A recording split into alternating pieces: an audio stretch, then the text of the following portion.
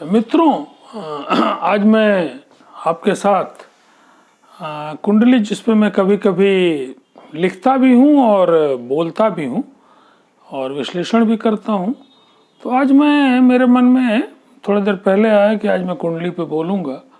और पर्टिकुलरली आज मैं कुंडली में जो प्लेसेस हैं, आप जानते हैं कि कुंडली में कुल 12 खाने हैं और हर एक खाना किसी न किसी चीज़ को रिप्रेजेंट करता है।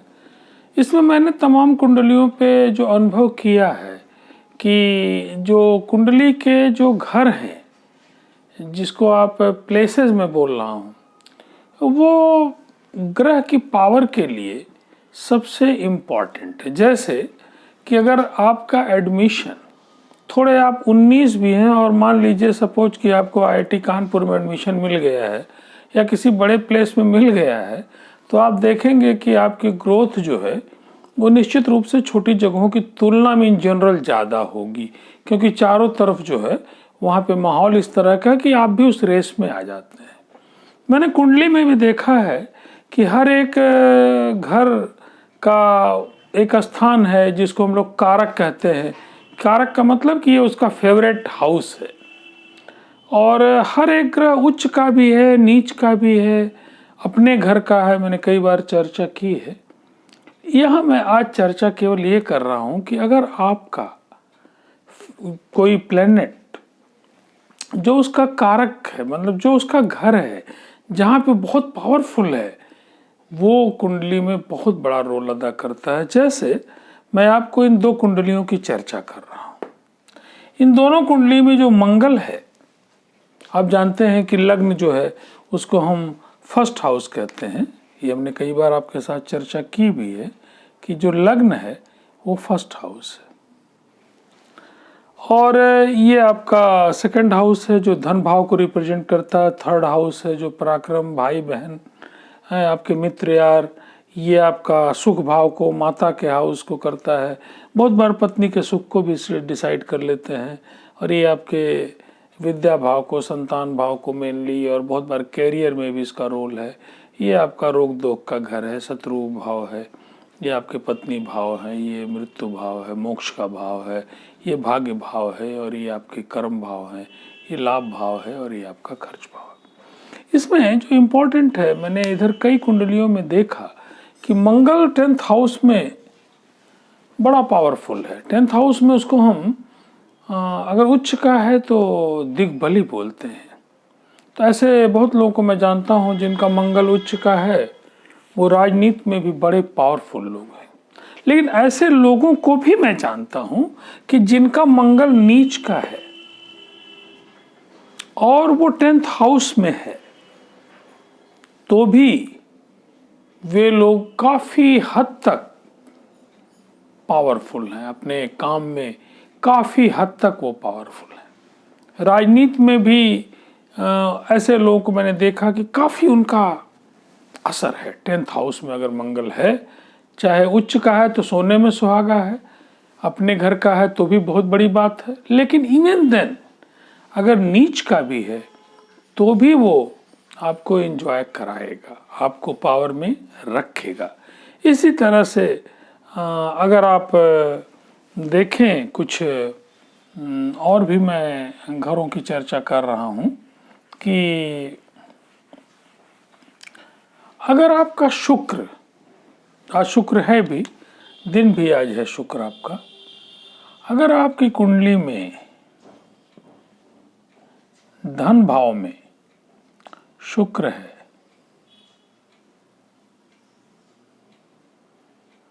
अगर आपके धन भाव में शुक्र है,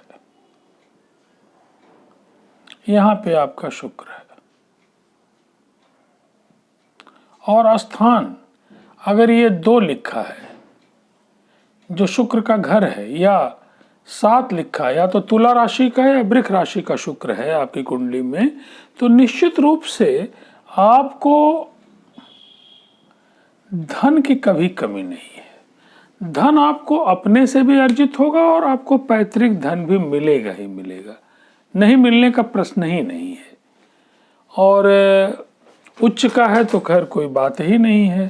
और लग्न के लॉर्ड अगर आपके शुक्र हैं और वो बैठे हुए हैं क्या बोलते हैं इन घरों में, तो बहुत बड़ी बात है। सपोज जैसे 1 है और ये 2 है, तो मेष लग्न की कुंडली में जो शुक्र है ये आपका क्या है, ये आपका अपने घर का है। तो निश्चित रूप से ऐसे लोग बहुत ही पावरफुल हैं, धन की उन्हें कोई समस्या नहीं है ना। मैंने और जैसे मान लीजिए कि आपका शुक्र,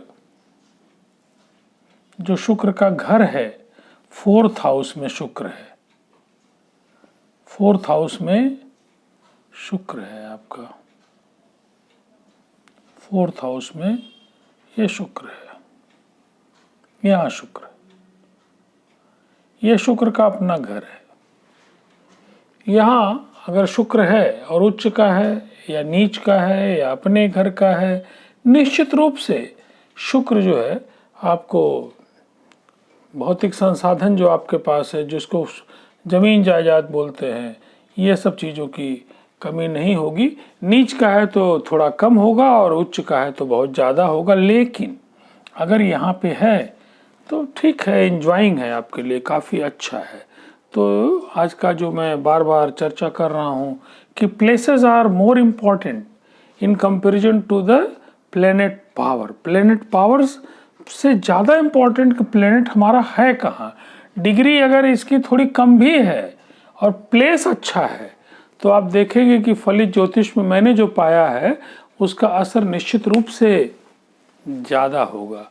और डिग्री बहुत अच्छी है लेकिन प्लेस नहीं अच्छा है, तो फिर वो बात नहीं है। आपकी डिग्री बहुत अच्छी है और वो अपने ग्रह अपने दुश्मन के घर में है तो इज़ नॉट बेनिफिशियल, वो ज़्यादा कुछ आपके लिए कर नहीं पाता है ना। उससे अपनी दुश्मनी निभाने में ही सब ऊर्जा अपनी नष्ट किए रहता है। तो प्लेसेस का बड़ा महत्व है और प्लेसेस आपके हाथ में नहीं है, ये कई जन्म जन्मांतर के प्रारब्ध का असर है आपके कर्मों का। लेकिन हाँ, उपाय तो हैं, उपाय बेनिफिशियल हैं, इसमें दो राय नहीं है कहीं से भी कि जो ये उपाय हैं ये इफ़ेक्टिव है ना। कि जैसे अगर आपका बृहस्पति अच्छा नहीं है तो उसके उपाय हैं, शुक्र अच्छा नहीं है तो उसके पत्थल हैं, उसके उपाय हैं, उसकी पूजा है। तो बिल्कुल इन चीज़ों का असर तो है। और अगर आपको लगता है कि कुंडली बहुत कुछ गाइडेंस आपको देगी, मैंने कई बार कहा है कि आप मुझसे संपर्क कर सकते हैं। 9412012236 ये मेरा व्हाट्सएप नंबर भी है और ये मेरा मेल है, कमल SRVS TV06@gmail.com।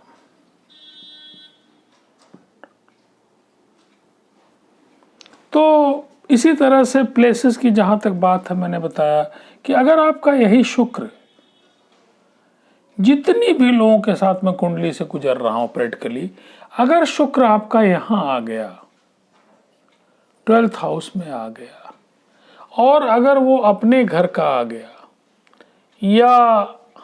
या तो 2 है या तो 7 है या तो उच्च का 12 है, तो पूछना ही नहीं है, इतना एंजॉयमेंट है कि मत पूछिए। आपके पास लगातार आपको दिन दूना रात चौगुना आपको ऐश्वर्य के लिए पैसा मिल रहा है और आप खर्च भी करेंगे।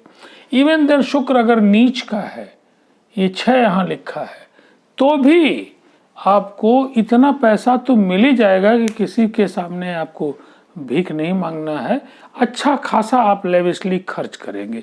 ये प्लेस का असर है। ये प्लेस इज वेरी इंपॉर्टेंट कुंडली में।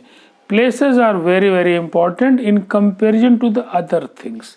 तो आज की चर्चा मैं बार बार भिन्न भिन्न कुंडलियों के अनुभव के आधार पे आपको बता रहा हूँ कि कहाँ पे इंजॉय करा रहा है, कहाँ पे इंजॉय कम करा रहा है। और पूरी कुंडली के विश्लेषण में सभी ग्रहों का महत्व है। No doubt you can enjoy with me. आप चाहें तो मुझसे विश्लेषण करा सकते हैं, मैं साइंस का विद्यार्थी हूँ।